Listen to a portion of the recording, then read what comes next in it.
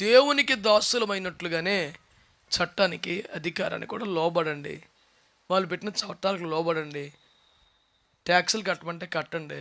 ఎర్రబలు వెలిగినప్పుడు road మీద ఆగండి. పన్నులు కట్టాల్సింది మంచిగా కట్టండి. అన్నా నువ్వు మాకు పన్నులు కట్టమని చెప్తున్నాను, కష్టజీవులకి ఆయన వాళ్ళు తినేస్తున్నారు. ఎవడన్నా తిన్నయ్యరా బాబు, నీకెందుకు?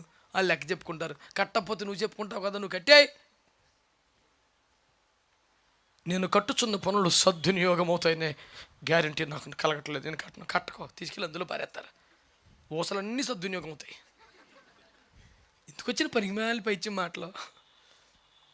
దేవుడు చెప్తున్నాడు, పాపాన్ని దుష్టత్వాన్ని ఖండించే స్వాతంత్రం నీకు ఉంది, అయినా వర్కౌట్ అవ్వదు. దాన్ని ఏమంటాడు?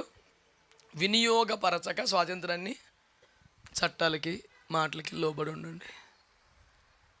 కాంటెక్స్ట్లో ఉంది కానీ చెప్తున్నాను.